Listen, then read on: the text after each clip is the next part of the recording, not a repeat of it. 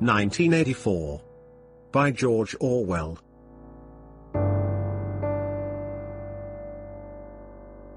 Part 1. Chapter 1. It was a bright cold day in April, and the clocks were striking 13.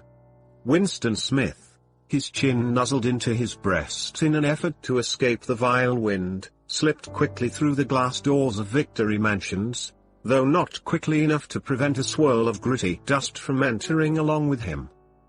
The hallway smelt of boiled cabbage and old rag mats. At one end of it a colored poster, too large for indoor display, had been tacked to the wall. It depicted simply an enormous face, more than a meter wide, the face of a man of about 45, with a heavy black moustache and ruggedly handsome features. Winston made for the stairs. It was no use trying the lift. Even at the best of times it was seldom working, and at present the electric current was cut off during daylight hours. It was part of the economy drive in preparation for Hate Week.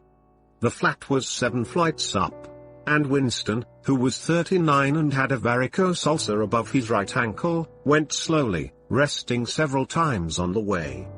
On each landing, opposite the lift shaft, the poster with the enormous face gazed from the wall. It was one of those pictures which are so contrived that the eyes follow you about when you move. "Big Brother is watching you," the caption beneath it ran. Inside the flat a fruity voice was reading out a list of figures which had something to do with the production of pig iron. The voice came from an oblong metal plaque like a dulled mirror which formed part of the surface of the right-hand wall. Winston turned a switch and the voice sank somewhat, though the words were still distinguishable. The instrument, the telescreen, it was called, could be dimmed, but there was no way of shutting it off completely. He moved over to the window, a smallish, frail figure, the meagerness of his body merely emphasized by the blue overalls which were the uniform of the party. His hair was very fair, his face naturally sanguine, his skin roughened by coarse soap and blunt razor blades and the cold of the winter that had just ended. Outside, even through the shut window pane, the world looked cold. Down in the streets little eddies of wind were whirling dust and torn paper into spirals, and though the sun was shining and the sky a harsh blue, there seemed to be no color in anything, except the posters that were plastered everywhere. The black mustachioed face gazed down from every commanding corner. There was one on the house front immediately opposite. "Big Brother is watching you," the caption said, while the dark eyes looked deep into Winston's own. Down at street level another poster, torn at one corner, flapped fitfully in the wind, alternately covering and uncovering the single word "Inksock." In the far distance a helicopter skimmed down between the roofs, hovered for an instant like a bluebottle, and darted away again with a curving flight. It was the police patrol, snooping into people's windows. The patrols did not matter, however. Only the thought police mattered. Behind Winston's back the voice from the telescreen was still babbling away about pig iron and the overfulfillment of the 9th three-year plan.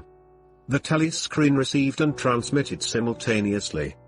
Any sound that Winston made, above the level of a very low whisper, would be picked up by it. Moreover, so long as he remained within the field of vision which the metal plaque commanded, he could be seen as well as heard. There was of course no way of knowing whether you were being watched at any given moment. How often, or on what system, the thought police plugged in on any individual wire was guesswork. It was even conceivable that they watched everybody all the time. But at any rate they could plug in your wire whenever they wanted to.